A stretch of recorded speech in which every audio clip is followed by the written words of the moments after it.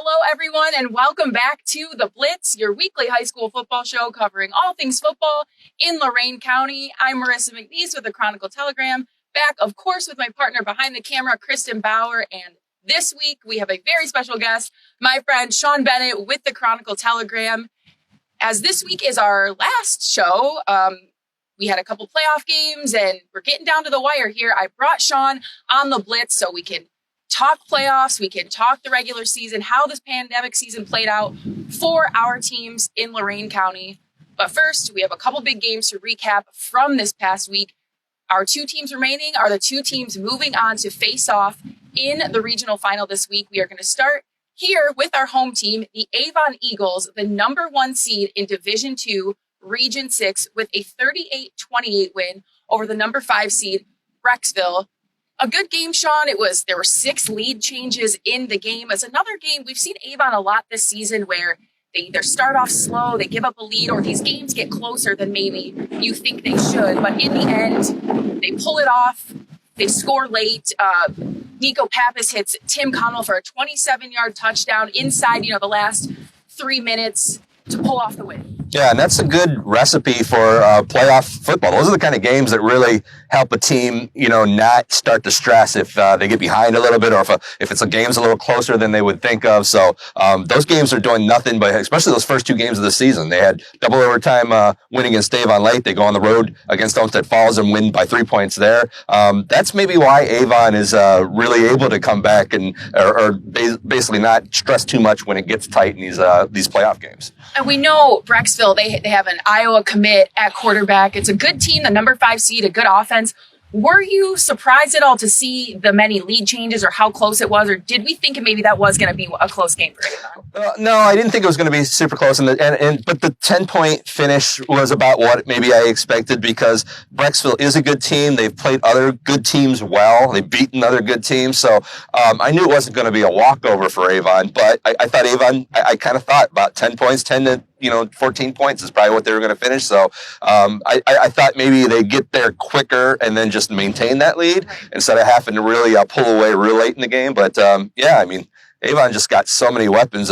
Nico Pappas has probably hit 9 guys for touchdowns over the course of the 6 weeks regular season, things like that. So he's just got so much to work with. It's been really impressive to watch. Right.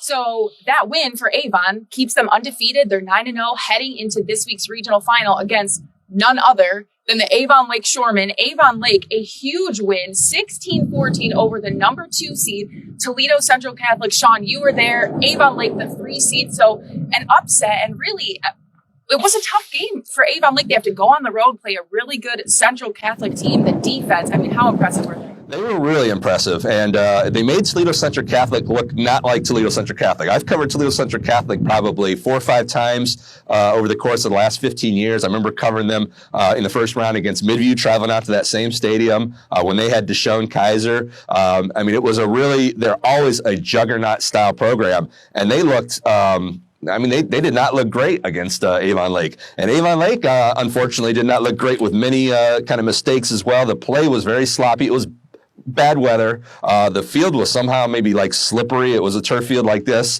and they were just kind of guys falling all over. There were sometimes tackles not needed because guys were just slipping and falling. But overall, Avon Lake did what it needed to do. Didn't even score in the second half, but scored enough points in the first half to get the job done. But the defense was phenomenal. Of course, and to ice the game, there's that pick right at the end. I know there was some confusion, and Central Catholic got another play right there at the end, but still the defense locking in to just ice the game there at the end. Yeah, got that. 2 picks. You couldn't ask for more, and that's been a big thing for Avon Lake all year. That defense. I did a whole story about how they've been scoring on their defense. I think they had something like a defensive touchdown per game during the regular season, which is ridiculous. The special teams kicking in on that as well, but they just have a really great balanced group. All 3: special teams, defense, offense. Avon Lake can hit you everywhere. And you mentioned special teams. How about Owen Wiley? The conditions, you said, not that great, but he hits 3 field goals to put him up 9-0. Really played well. Yeah, I mean, Owen Wiley had a big game. I mean, 3 field goals in the first half. The second one was his career long of 44 yards. Obviously that offense was needed in a 16-14 game. And, obviously the worry for him is that, he's also the team's punter. And in the second half, the, Toledo Central Catholic, blocked a punt and he got kind of banged up on it, had to be helped off the field. But since they didn't score in that second half, Avon Lake, he didn't have to try any PATs or any field goals. So we really don't know the extent of that injury. Nathan Sicalo took over for punting.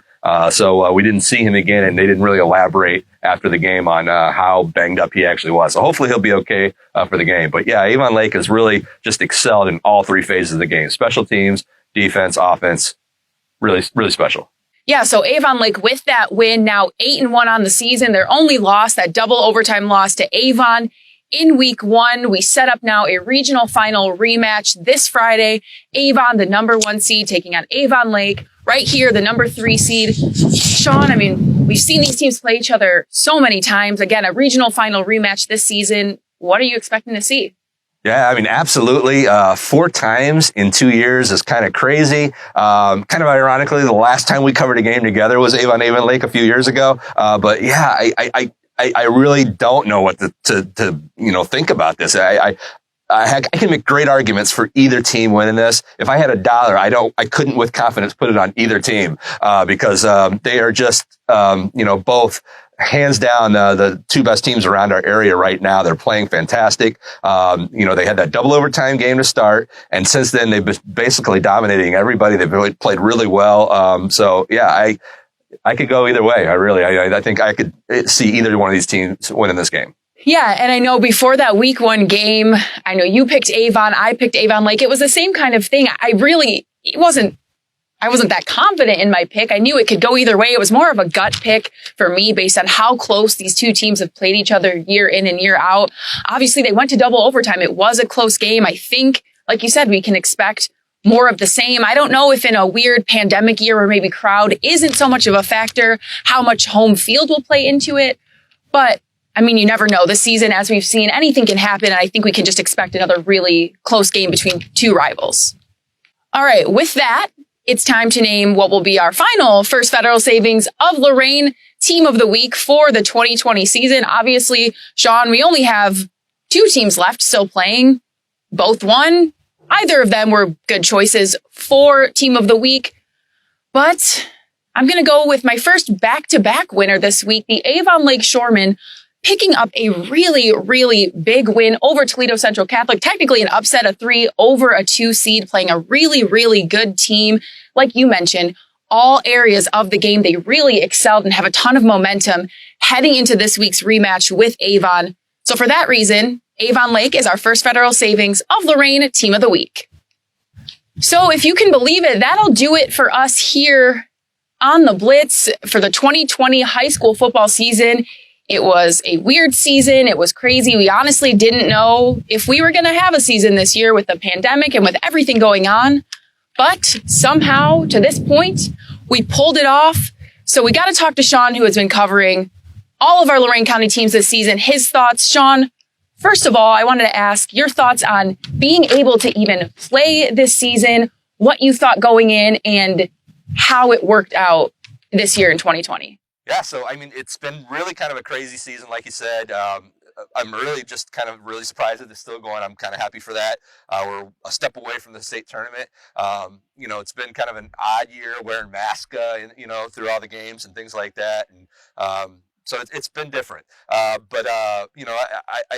been pretty impressed with the season overall. I've been impressed with some of the things we've got to see even through the pandemic.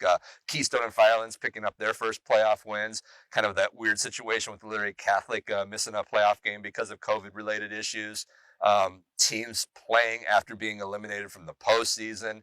And now we're on right on the edge of Lorain County having a 4th straight state tournament appearance. Avon the last 3 years have been there, and we're guaranteed to have another one with Avon Lake or Avon. Whoever wins that game will be in the Division II state tournament again. So overall, just a great season, but very odd season.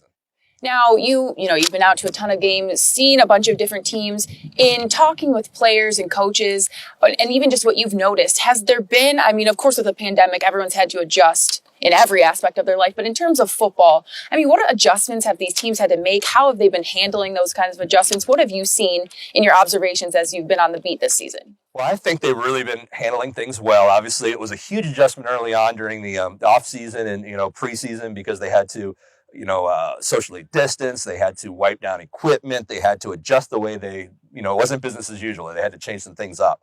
But as the season has gone on, other than having to wear masks after the game during interviews with the media and some things like that, and trying to socially distance on the sideline, which becomes difficult when you're in the middle of a game and then, guys are cheering and stuff like that. It's hard. It's looked a little more normal, and I think they've adjusted and got used to that. Sadly, it's not something you want to have to get used to, but it looks like, everything's going well, and people are really starting to kind of excel in the situation. So it's hopefully what we continue to see, and, people are staying safe, and as the flu season's upon us, we just want to get through this and finish the season out on a good note. Right. Well, like you said, it's been so good to see, even with all the adjustments, all the changes, a little sense of normalcy in these times when things seem anything but normal. It's been nice to have football. Everybody's just so passionate about their high school football out here in Lorain County. So it's been really nice to see. It's been great. Like you said, I didn't know if we'd get to this point up to the state championship, especially you've seen teams with cases here and there. I thought it could become a more widespread problem, but I'm so glad it wasn't, and that it was able to, for the most part, be contained. We were able to get to this point in the season, right on the edge, like you said, of the state tournament. And after this week, one of our Lorain County teams will be in the state semifinals, either Avon or Avon Lake, playing this week for a chance to go to the state tournament. Until then, that'll do it for us for the 2020 season of the Blitz.